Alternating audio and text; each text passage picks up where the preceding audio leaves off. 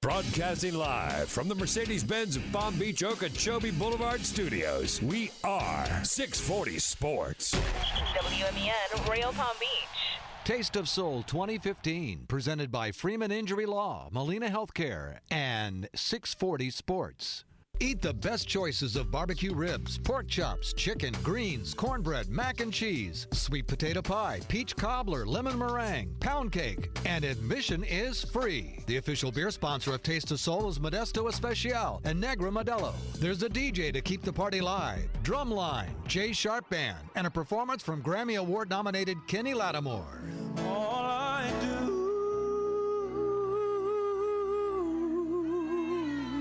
First 500 attendees get a free heart and healthy cookbook from Memorial Cardiac and Vascular Institute. Bring the kids, there's water activities and a free kids zone with bounce houses and more. Sponsored by Joe DiMaggio Children's Hospital. And admission is free. Visit tasteofsoulwpb.com or 640sports.com.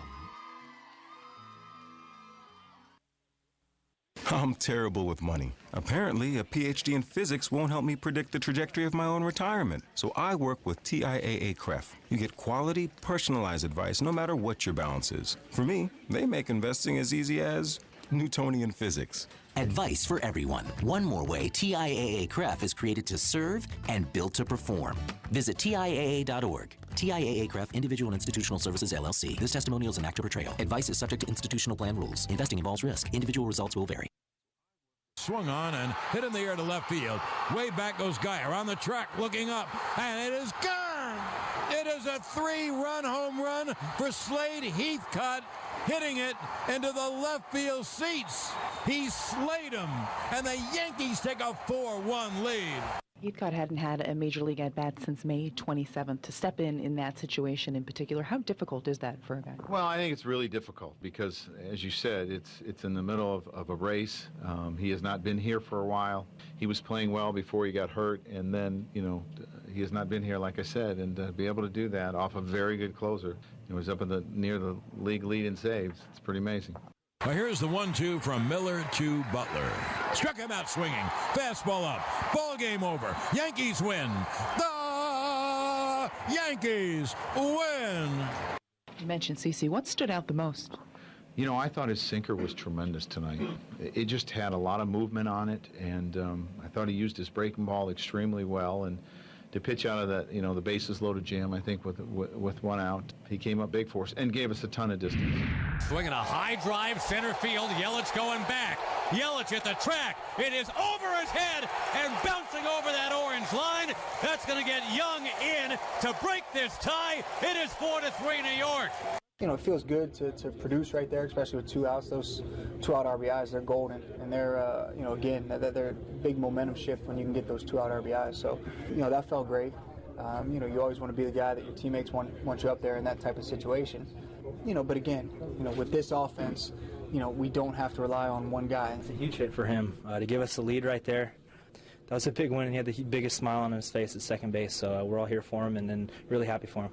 We got plenty of guys that can get the job done here, and that's a good feeling to be a part of that type of lineup. Fastball chopped towards third. Big hop for a jumping right. Throws to first. Put it in the books. Terrace Familia picks up save number 41. The New York Mets now have an 8-game winning streak. 2 starts by Logan Verrett in place of Matt Harvey. They're 2-0, the Mets in those games. Gil Martin struggled, but after that, Robles, Reed, and Familia. Left footer gets it off. Nice booming kick. Landry has plenty of room back to the 31-yard line. Straight up the field to 40, 45, 50. Got a big hole! Goes to the left. You got to beat the punter, and he does. Carter goes to the end zone. He's running to the corner. Touchdown, Miami! No flags! How about that play? 69 yards. Jarvis Landry for the lead. Yeah, I love playing with Jarvis. He brings a lot of energy, not only offense, but to special teams as well, and has a huge impact. Had a big run for us. I don't remember what quarter that, maybe fourth quarter, had a big run for us, and had a bunch of big catches as well. So you add that to the punt return, and he had a huge footprint on this game. That'll do it. The Miami Dolphins defeat the Washington Redskins to begin season 50 of Dolphins football here in Landover, Maryland by a final score of 17-10. 3rd down and goal after the injury timeout. Under center, Ryan Fitzpatrick. Offset eye right. He throws a lob. Back right corner. Brandon Marshall makes the catch. He's got it. That's a Jet touchdown. Throw it up to a franchise wide receiver and let him go make a play. That's what Ryan Fitzpatrick just did. It feels good. You get the butterflies out the way, you know. We get the first one out. It wasn't perfect by no means, but we did what we had to do to win. They had more penalties than us, and it's a good start. And that will do it. The final score, the opening game of the 2015 season and the opening game of the Todd Bowles era as head coach of the New York Jets. The Jets win it 31-10. Here's the snap, fumbled by Romo. Picks it up, has a shot in the end zone. It's caught! Jason Witten, it's caught! How do you do? Tie game. At that moment, you really have no choice. I mean, it's coming down to a play or two, and I felt comfortable with the play. You just got to get calm, pick it up, trust your guys around you to do their job, and they did a hell of a job. It's my fault at the end of the game. There's nobody else to blame but me. The decision to throw the ball there on 3rd down was not a good decision, and it should have been a run, whether we scored or not.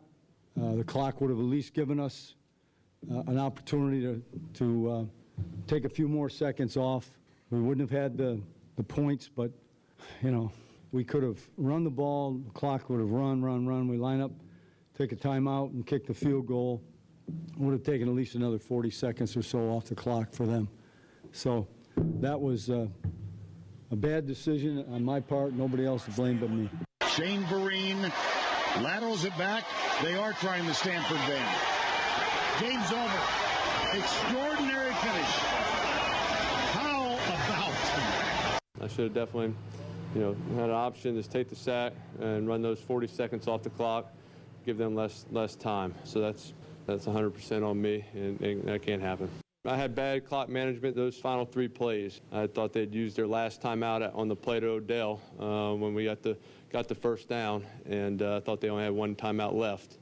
I guess since there was a penalty, even though we declined it, for some reason that stops the clock, and so I didn't think that was the case. So I had bad clock management there. The accommodation that Kim Davis wants is for her name to be removed from the marriage license. She believes they could be issued under the authority of Governor Beshear or the Commonwealth of Kentucky. Absent of that, she says she is now torn between the order of that federal judge, David Bunning, and torn between, she says, obeying God. Effective immediately, and until an accommodation is provided by those with the authority to provide it, any marriage license issued by my office will not be issued or authorized by me. Now, Davis says she doubts the marriage license will be valid without her name on them. The governor, the attorney general, and county attorney all say the license will stand absent her name. The deputy clerk says he will move forward issuing marriage license, including same-sex marriage license. And Davis says she will not retaliate against the deputy clerk when he moves forward with those licenses. Brash and full of energy, Donald Trump took the stage. Amazing. Thank you. Wow. So exciting. Do you notice what's missing tonight? Teleprompters.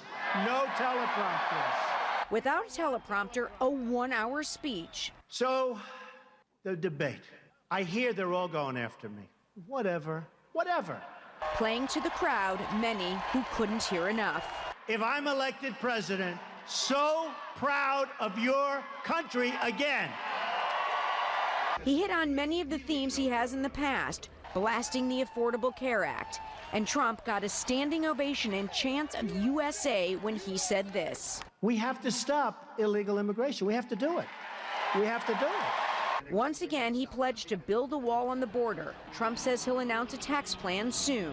But this undecided voter wanted more. I feel like I've been at a rock concert. It was wonderful. He says just what we need to hear. Donald Trump in Texas did talk about former Governor Rick Perry, who left the race this week. He said Perry is a nice guy who tried hard.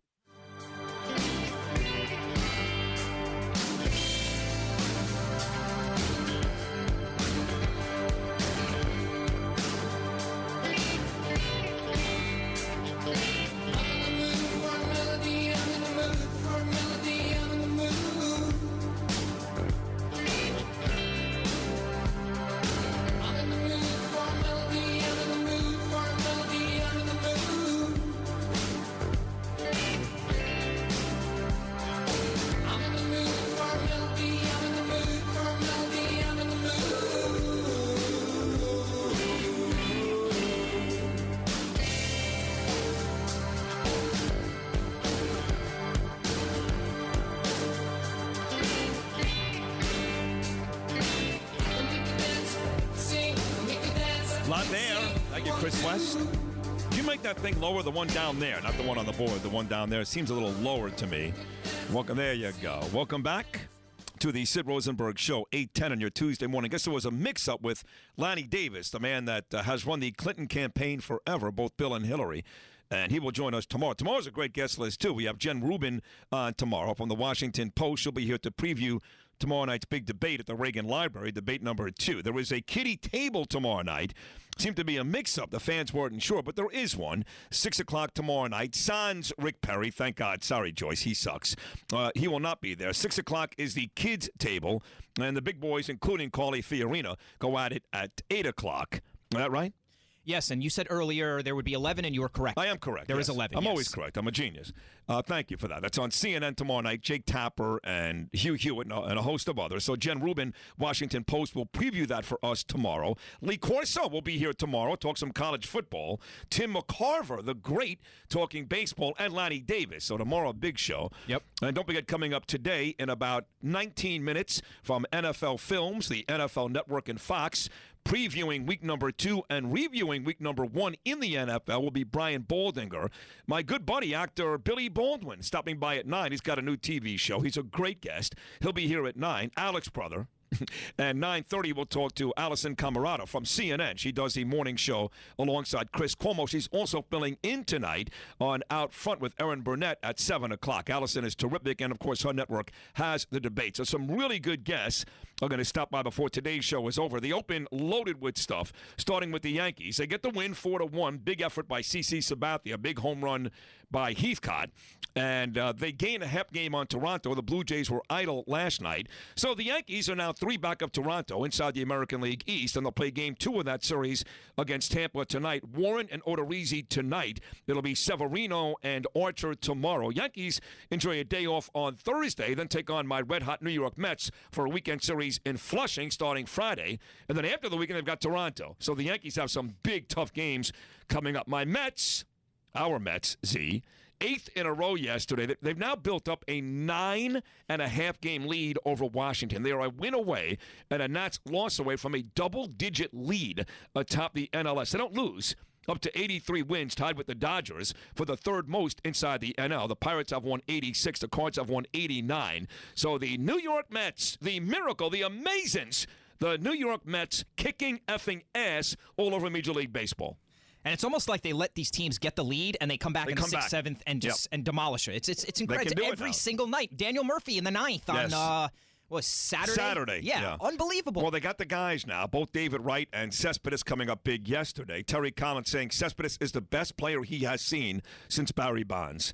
So anyway, the Mets remain red hot, and they'll take on the Marlins again tonight. It'll be Kohler and DeGrom, Conley and Bartolo Colon tomorrow before the Mets have their series against the Yankees this weekend, and then a road series starting in Atlanta against the Braves on Monday. Then you heard the football. The teams we cover at least are the Dolphins. They get the win. They weren't very good. Really, the offense was all about Jarvis Landry's punt return. Tannehill had good numbers, but they didn't do much in terms of scoring. But they did just enough. They picked off 2 Cousins passes, and they get the win. They beat the Redskins, not a very good team, mind you, 17-10. The good news is, week 2, again, not a very good team. They'll take on a Jacksonville team that got blown out at home by Carolina. So based on the schedule, Dolphins should be 2-0. Yeah, most likely will be. Yeah. But I got to say, there's about 2 or 3 easy interceptions that the Redskins dropped. Yeah. I mean, yeah. right in there, right in Dolphins your hands. Weren't good. Dolphins were not good on Sunday, but they got the win. Then you heard the Ryan Fitzpatrick touchdown to Marshall.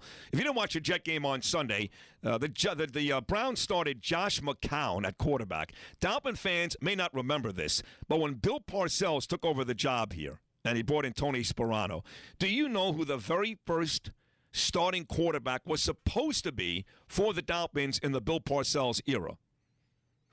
Was it Josh? Correct. And only because right after the Dolphins pretty much named Josh McCown the starting quarterback, Brett Favre went to the Jets. The Jets released Chad Pennington. Next thing you know, Pennington follows Parcells to Miami, and he's the Dolphin quarterback. They win 11 games. They win the division. They lose to Baltimore in the first round of the playoffs. But really the first quarterback for Parcells was Josh McCown. He started the game for the Browns on Sunday. He's a maniac. I mean, he set himself up to get murdered 3 times. They finally knocked him out of the game with a concussion. Here comes Johnny Manziel. Second series, 55-yard touchdown. And it looks like the Browns are going to have a big day. And that was it. The Jets, after that, just murdered them. And the Jets got the easy 31-10 win. Jets, Jets, Jets, Jets. And now the Jets travel to Indy for a big Monday night matchup against the Colts, and they will take it in the ass. I know they won, and the Colts lost badly in Buffalo, and the Colts don't have T.Y. Hilton and no running game, and you're going to yourself, this is easy. Just wait.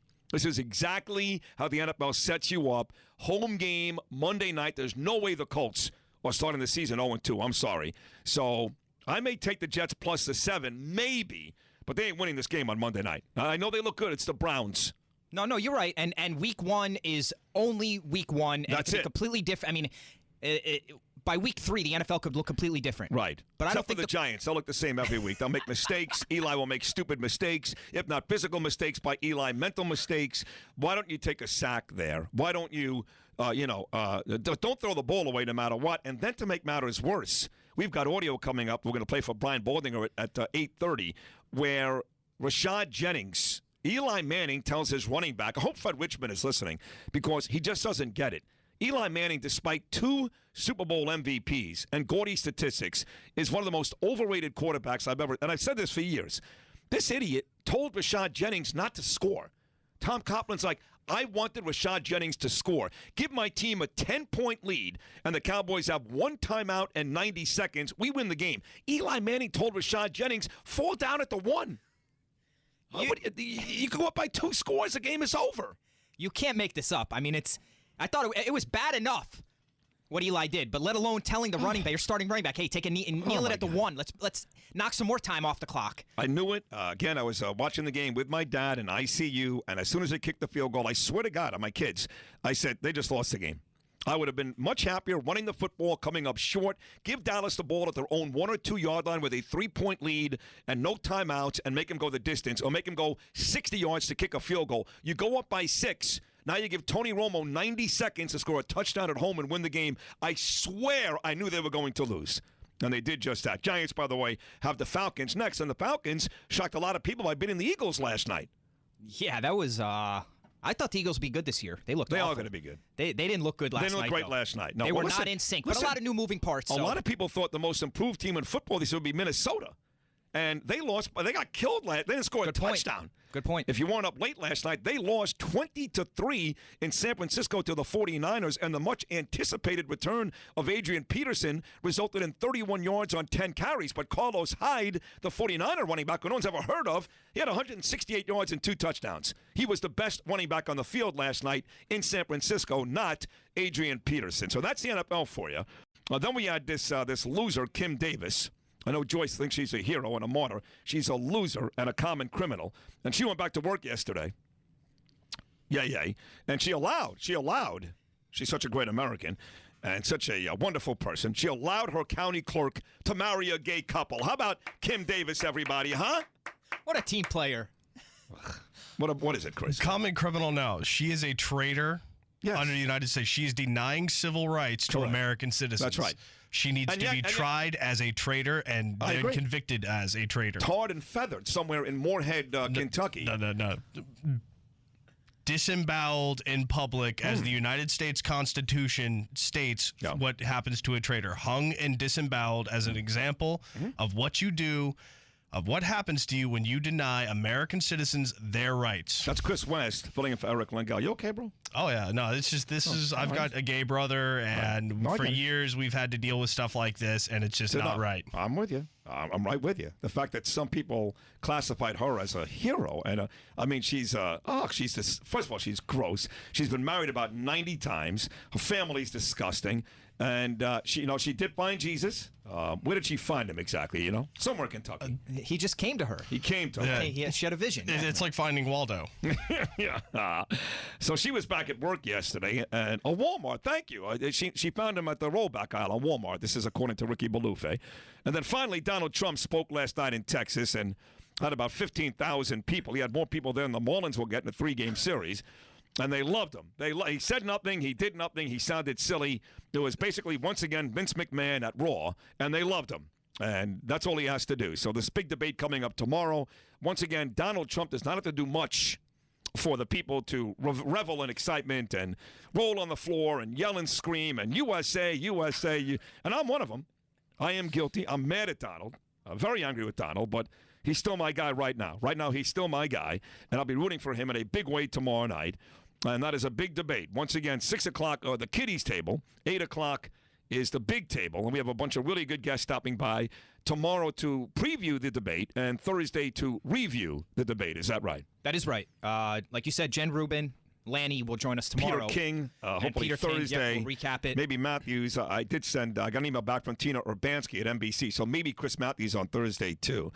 Either way, we're also not that far away from the first Democrat debate, which is next month already in, is it Vegas or somewhere in Nevada, I believe, right? Or is it Arizona? I'm not sure. All I somewhere saw was... out west. It's somewhere out west. And CNN has that one, too. And that one's really going to be great. You know, like my brother-in-law sitting in the hospital room this weekend. He's like, I tried to watch the Republican debate. I couldn't get through it. It was a bunch of nonsense. They didn't discuss the issues. And that's fine. It was. You know, Megyn Kelly ruined it. We know that. But the truth is, I'm like, okay, but what is yours going to be like? Do you expect that? I'm not going to deny the Republican debate. The first one was a bit of a circus. But do you expect that Hillary Clinton and Jim Webb and Lincoln Chafee and O'Malley and these folks are going to put on a real substantive show coming up in October? I mean, it's one thing to rank on the Republicans, but when your party is equally as flawed, if not worse, led by a criminal. She is you can argue Kim Davis all you want. Hillary Clinton is a criminal. When your party's got that, you may want to shut the F up.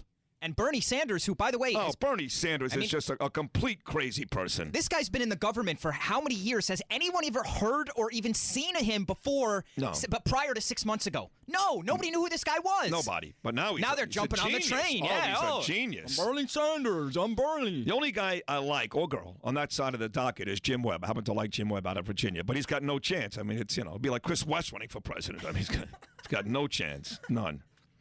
What's up with that yellow tooth? How'd you get that? What's that? Is that the drug problem you have? Or you have one tooth that's kind of yellow? No, that's just me not taking care of my teeth. Right. That's gross, by the way. It is. Yeah. So your mouth is basically like a sewer. So did you make out with this chick before you banged her at the swap shop last week?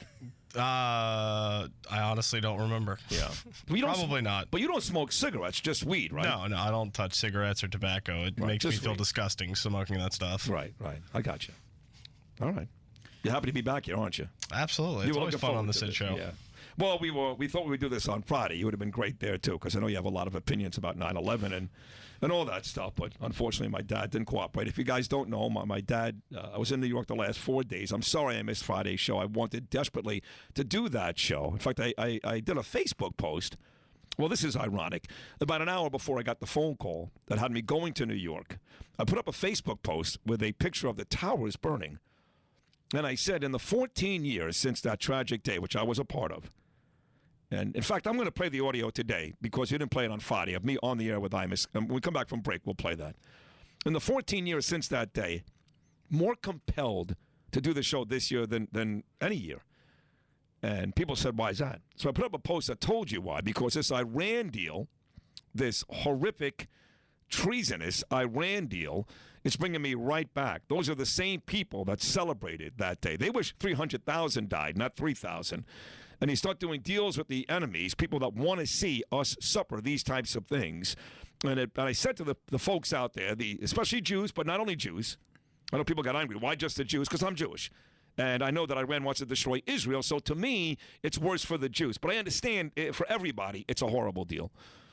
So when you go back and think about that day, and think about 21-year-old boys and girls, kids, jumping out of the 90th story because they'd rather die that way than be burned alive by jet fuel. I want you to think about this deal and think about the people, the regime in Iran that celebrates that day. They're not sick about that day. It's not a somber day for them. It's a great day for them, a great day. And they would only like to do more. And I put this Facebook post up, and I swear to God, I got so many posts. Amen. Mazel tov. Thank you, Sid, for telling it the way it is. And there's always those one or two liberal assholes that, well, what do you mean? Iran had nothing to do with this, or 9/11, or which they don't know, of course. We know that we went into Iraq for all the wrong reasons, and Iraq didn't necessarily have their fingerprints on 9/11, but I still don't know that, by the way. I know there were no weapons of mass destruction, but I have no idea if Iraq had the fingerprints on it or not. I don't know. I don't know every person involved, every conversation that took place. Would I be surprised if Iran had fingerprints on it? No. But whether they do or don't, the point is they're an enemy. They are an enemy like the people that knocked down our buildings and killed 3,000 people that day. And I don't do deals with enemies, especially bad deals. So I was compelled to put that post up. I did put that post up. And then 1 hour later, I got the phone call that I had to go to New York and be with my dad, who did go through a very, very tough procedure. He's 82 years old, and he went through open heart. And after the open heart surgery, we thought he was doing better, and it turned out that night when I went back to the hotel room, he actually started to bleed badly. He almost died the second time. Thank God the last 2 days he has improved steadily. He's not dramatically, but steadily. Took his first 2 steps yesterday and actually sat up in a chair for the first time and had lunch, which, believe it or not, I know, Chris, you could attest to this. You lost your father. God rest his soul. I'm sorry. That just doing that, one step, eating lunch, his blood pressure dropped significantly when he ate lunch, when he took that one step from the bed to a chair. That's how difficult it is after having surgery like that. And when I got there, and after the surgery, and I saw 90 tubes coming out of every orifice, it's very tough to see. And my dad was great on Thursday night. Well, actually Friday morning, right before, but I struggled yesterday with coming home. I missed my wife and my kids desperately. I knew I had to come back to work at some point, and I do love this job, but I will tell you that from the 4th floor on the ICU unit at Weill Cornell to the lobby, I cried a lot. And from the cab ride from 68th and York to LaGuardia Airport, I think I cried even more because I was very frustrated with my decision. I didn't know what to do. Should I stay for my dad? He wanted me to stay. My mom wanted me to stay, but I have a family here till I missed them. So, make a long story short, I did come back. We've had a great show so far today. We'll have a great week, and as far as I know, he's doing okay today. I've not received an update yet, but usually in these cases, you guys know, no news is good news. So, that's what you have. We are back today. Brian Baldinger talking NFL coming up in about 3 minutes. Actor Billy Baldwin coming up at 9. And Allison Camerata from CNN coming up at 9:30. 888-640-9385. We're taking a very short break and more conversation right after this. Or what did Rashad say to you specifically? Well, he said he was told not to score, to get close to the goal line and then go down without getting in. The idea being they wanted to take as much time off the clock as they could so that when Dallas got the ball back, they wouldn't have enough time to score. Now, the counter-argument, of course, is you'd have been up 10 points with a minute and a half to go. And no matter how hot Tony Romo was, he's not going to score twice and get an onside kick in a minute and a half. But they felt like they couldn't be too careful, and apparently it was Eli on his own that said in the huddle to Rashad, they came up with this plan. So when we talked to Eli today, he owned it, and he said it didn't come from the coaches, and I shouldn't do that. I need to that's not my job to tell Rashad what to do. It's the coach's job, and that was my mistake. So very bizarre sequence of events, even before Eli throws incomplete on 3rd down to stop the clock for the Cowboys.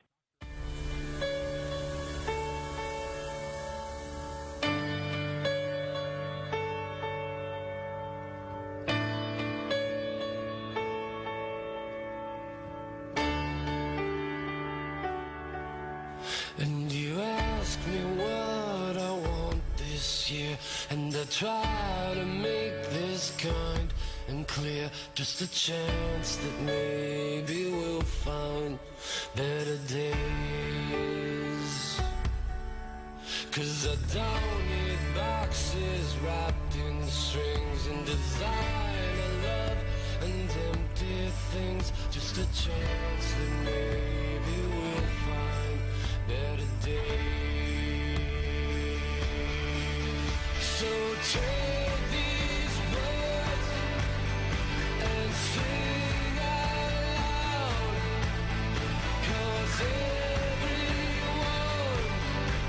is forgiven now, 'cause tonight's the night the world begins again. Better days better be coming up for Eli Manning and the Giants real soon. All my guys up in New York telling me this is a make-or-break year for Tom Coughlin. They blew it week 1, had that game won, and New York Post referring to Eli Manning as the $84 million dope this morning, and deservedly so. That was a brutal loss. Brian Baldinger is with us each and every week. He's a great football guy. NFL Films, NFL Network.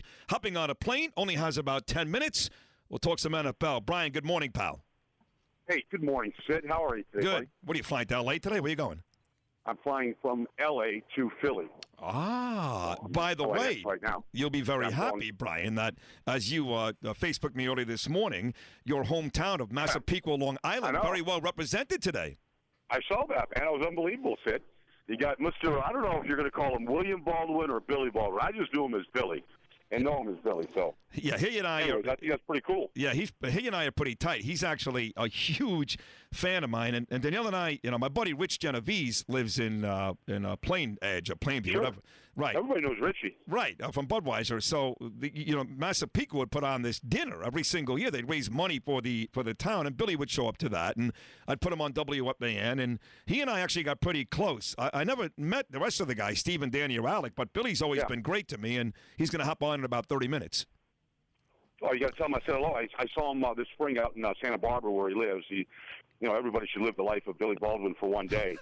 You have yourself a pretty good time. Yeah, it's not bad, right?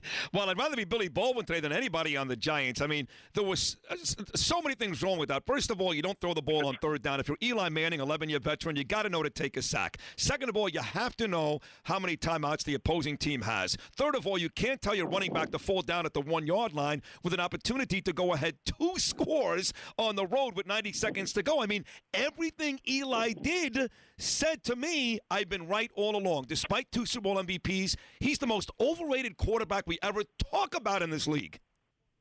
It was unbelievable how that all transpired. And then the fallout of what happened afterwards, I think every single football fan, including the mothers out there that were ironing shirts at that time, getting ready for work on Monday, could have said, chew up the clock. Al Michaels was telling the Giants, you can eat 40 more seconds of clock right here. There's no rush to snap the ball. And then if you're going to snap it, you sure as heck don't throw a football. I mean, they did everything right to steal that game, Sid, and to win, and or not steal it, to earn that win. And then to give it away the way that they did, I mean, I don't know how they go to work today. Yeah. I really don't. I mean, that one, if you're a Giant fan, had to be one of the hardest games that you've ever remembered. That was right there as a lifelong Giant fan with the Joe Pisarcik fumble for me against the Eagles. I will ask you this, though. We know Dallas won the game, but Giants really outplayed them almost the whole way. What were your impressions of both clubs after the game? How good or how average are both of them?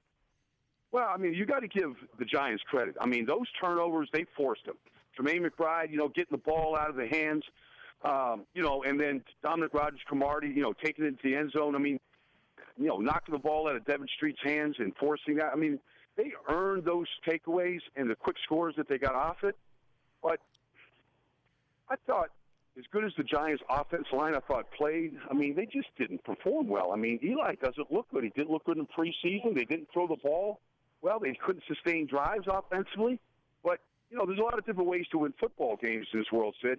And the way that they were doing it for about 58 minutes the other night, I don't know if they can do that every week, but, when Brandon Merriweather wants to go be a human missile and just blow up a receiver the way he did, I mean, they're going to be in games and have a chance to win games if they play that hard. Now, what about Dallas? I think it's time. Look, I know Tony Romo has had almost no postseason success. I think he's won one, maybe 2 playoff games. That's it. But you can't argue his regular season prowess. He's a really good quarterback, and he played really well, especially down the stretch. But now they lose Dez Bryant. 4 to 6 weeks. He broke his foot against the Giants on Sunday night. What are the Dallas Cowboys for the next month or so without Dez Bryant? Well, that's what was bizarre to me about the final drive. I mean, Steve Spagnuolo has been in this league a long time. He's got a Super Bowl championship next to his name. With the Giants. With the Giants, by the way. Right. Yeah, but why in the world would you play a 2-deep zone on Dallas's final drive when they have no deep threat? I mean, nobody was going to get over the top. That they don't have those type of players without Dez. So they just played so soft all the way down. And it was just so annoying to see. Now, you're asking what Dallas is like without Dez Bryant? I mean, it's not just Dez Bryant. without DeMarco Murray, they're a complete different team that won 12 games a year ago. Yeah, they've got to find different ways. They've got to play more error-free. But one thing they do have, Sid, that offense line is phenomenal. Yes. And so, anytime you have that consistent a play, you're going to have a chance to win football games. Talking about DeMarco, he went to the rival Philadelphia Eagles, who I don't know what happened in the first half last night. I mean, they got nothing going. They came up big in the second half and made a game of it. But I got to tell you, I was really surprised the Falcons, who, by the way, play my Giants this Sunday, got the win against the Eagles last night. What about you? Well, I mean, I didn't see that coming at all, Sid. But, Julio Jones is Des Bryant in Atlanta Falcon uniform. They fed the beast last night. The Eagles' offensive line, I thought was going to be a good strength to this football team. I mean, they had 5 holding calls. Sid. Every big play, when they had a chance to really kind of take the lead and sustain the lead, they couldn't, make those big plays. And so I thought they played poorly. I thought that, they invested $63 million, Sid, and a guy named Byron Maxwell to be able to cover receivers, and he was torched all night. Yeah. It didn't look any different than the corners they had last year. And so they still have a lot of issues when it comes to, their secondary right now, and you're going to. Yeah, I know you got about 5 minutes here before you have to jump on the plane. I know everybody was waiting for the return of Adrian Peterson, and he takes on San Francisco. We think San Francisco's not nearly the same, right? Harbaugh's gone. Half their defense is gone. Their receivers are gone. And they killed the Vikings last night, which also surprised me. And the best running back on the field was not Adrian Peterson, Carlos Hyde. Yeah, first start in the NFL. He was a second-round pick a year ago, and I'm good friends and been a big fan of Jim Tomsula, the new head coach of the 49ers for a long time. And they were a well-coached football team last night, Sid. They had a game plan of being able to run the ball, establish the line of scrimmage. They did that all night against an improved defense of Minnesota. They wore them down. They came out with the black uniforms. Maybe there's some little magic in there, sometimes. But I just thought, last night, Colin Kaepernick, that's the perfect game. They went back to what they did to get to 3 straight NFC Championship games in a Super Bowl. They played 3 tight ends. They ran the football. They didn't try to put Colin Kaepernick in there to be Aaron Rodgers last night. They played the perfect offensive game plan, and then defensively, Navarro Bowman is an inspiration to everybody that remembers that championship game against Seattle when, he had every single knee ligament just shredded when his knee got bent backwards. To see him out there on the field and playing as well as he did and leading the team in tackles last night, pretty good inspiration to have in the middle of your defense. 2 more. We'll let you run. I got to catch a plane. Brian Baldinger. The Jets fell behind early. Johnny Manziel replaced the injured Josh McCown, threw a long touchdown, the first of his career. And the Jets came on in a big way, blew out the Browns, beat them by 3 touchdowns. They'll be in Indy Monday night. Indy got their bells rung in Buffalo. What do you see with that game coming up, Jets and Colts? And did the Jets impress you on Sunday, or was it more of a bad Cleveland Brown football team? Well, I mean, when you take the starting quarterback and you spin him like a helicopter, at the goal line, and you knock him out, and then you get to Manziel, who really didn't practice for most of the last 3 weeks, I mean, eventually you're going to get to him. And, he did throw the 1 touchdown. He got his receiver behind the corner. But I think the Jets will take a big page out of what Rex Ryan did in Indianapolis, and he just put his corners on his receivers, T.Y. Hilton, and they just shut him down. And I just think, we'll see. It doesn't look like Antonio Cromartie will play. But, Revis will be on their best receiver, whether Hilton plays or not. And when you shut him down, the offensive line isn't very good, and Andrew Luck was awful in the first half, primarily because every one of his receivers was covered most of the night. How about the Bills? They were so good in that game, and I believe this is the marquee matchup, Week 2. The Patriots fresh off their Week 1 win over Pittsburgh. Pittsburgh crying about the something else now, the headsets. Who the hell knows? But fact is, Brady was magnificent. They win that game relatively easily.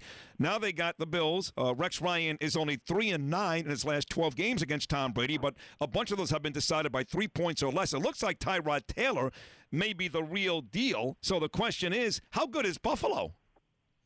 Well, they were very good on Sunday, and we know this about Rex. We know he loves his corners, and his 2 young corners, Stephon Gilmore, played the best game of his 4-year career, and Ronald Darby, the rookie from Florida State, they were outstanding. And you could just see, like, Rex, after every good play by a corner, he was running out in the field and giving them, like, cornerback love. I mean, just throwing his arms around him, and he was fired up. Tyrod Taylor is interesting because anybody that you talk to in Baltimore when he was backing up Joe Flacco, and you'd ask him, is Tyrod Taylor, is he really an NFL quarterback? I mean, you ask Anquan Bolden that or Joe Flacco or anybody in Baltimore, they would say, absolutely. He just needs to get a chance. And he won his opportunity in preseason, beating out E.J. Manuel and Matt Castle, clearly beat him out, and then played with such poise. And the fact is if you went back and watched him at Virginia Tech, you'd think, okay, the next coming of Michael Vick.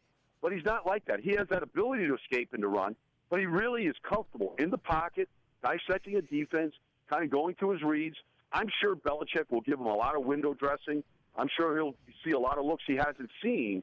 But this is a very poised and athletic kid, and I'm not going to be surprised if he plays well. I'm going to be up there in Buffalo this weekend for the game. Wow. And I'm not going to be surprised if Tyrod Taylor plays well against the Patriots. Last one. We spent very little time this offseason, Brian Bolden, we're talking about Peyton Manning. I think a lot of people thought he may retire. He decides to come back, but a lot thought he was done. Didn't play great on Sunday, only one touchdown pass, but Denver won that game 19-13. I know a lot of folks, you guys, the experts, thought the Baltimore Ravens or think the Baltimore Ravens are good enough to win the AFC. Now, they lose Terrell Suggs for the year. That is a huge loss for the Ravens, but just seems like not a lot of people talking about Denver, Peyton Manning. That was a pretty good win on Sunday. It was a great defensive performance, Sid, but Peyton Manning didn't throw a touchdown pass. He averaged 4 yards an attempt. He was awful. He was awful, Sid, and he was awful in preseason. He was awful in the postseason a year ago. I mean, he's not. It's just hard for me to watch. Hey, man, we've all stayed at a party too long. We've all should have left, you know? Right. Way before some of the nights when the sun was coming up. We've all been there. Right. And when I'm watching Peyton, I mean, it's hard to say it, but the film doesn't lie. It's undeniable. He has not completed a pass over 20 yards down the field the whole year. Jeez. He was 0 for 4 on Sunday. He couldn't do it in the preseason. And this offense that Gary Kubiak has him running, there's no way Peyton Manning should be taking these bootlegs and running, you know, on these semicircles to his left, trying to hit receivers. I mean, it's not what he does. And so it looks odd, you know, to put Peyton in that kind of offense sometimes. Agreed. Listen, have a safe trip. That was 12 minutes of great radio. As always, we expect nothing less. And we'll talk about Week 2 and preview Week 3 at this time next week, Brian. Thank you so much. Sid, you don't have any Dolphin fans down there? Like, nobody wants to talk about Jarvis Landry and what that defense did? Well, you know what? They have a couple of radio stations down here, like a guy like Joe Rose. You know, he'll talk Dolphins, but nobody cares. But listen, they beat the Redskins, and Landry is a magnificent talent, punt return for a touchdown, and the defense played great, even with Sue having a lousy day, by the way, because the Redskins ran the ball all over Miami. So you tell me, what were your impressions of the Dolphins after the win? It was kind of I mean, I was there, so it did the game on national radio. It was. It put me to sleep. I tell you that. It was not an exciting game at all. Even the 15,000 Dolphin fans that were there had nothing to cheer about until the punt return for a touchdown. Right. So are you buying into the whole Dolphins could win 11 games this year? They can challenge New England for the division. See, I think the Dolphins are behind Buffalo and New England. Well, I think everybody's improved in that division. You know, that AFC East, everybody won on Sunday. So, you know, they're definitely improved. They've got to be more dynamic. They just have to be more dynamic as a team. Yeah. And so, you know, it was a good defensive performance. It's a start. But I don't know. You think Joe Philbin could light a fire under you, Sid? You think he could, you know? No. Well, that may be part of the problem. Yeah, Joe Philbin can. And by the way, they're going to beat Jacksonville this weekend. They're going to be 2-0 with Joe Philbin. And then, Baldy, then the duty hits the fan. That's it. Okay, then we'll put them in the discussion. I got you, Sid. All right. Have a great trip. I love you, pal. Right, Thank buddy. you. See you, man. Great job. There he is, NFL Films, NFL Network, those games on radio, on TV, just the quintessential football guy and a great guest. We're lucky to have him each and every week. My good buddy Brian Baldinger. We'll take a short break. Lots more to do. Big-name guests, including actor Billy Baldwin. We'll come back right after this.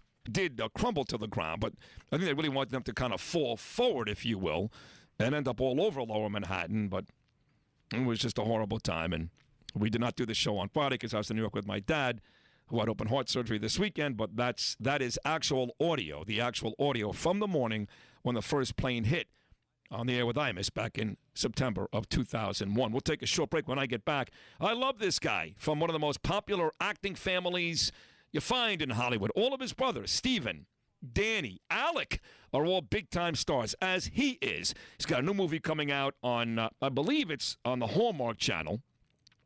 But you've seen him in a ton of great movies, including Sliver with Sharon Stone.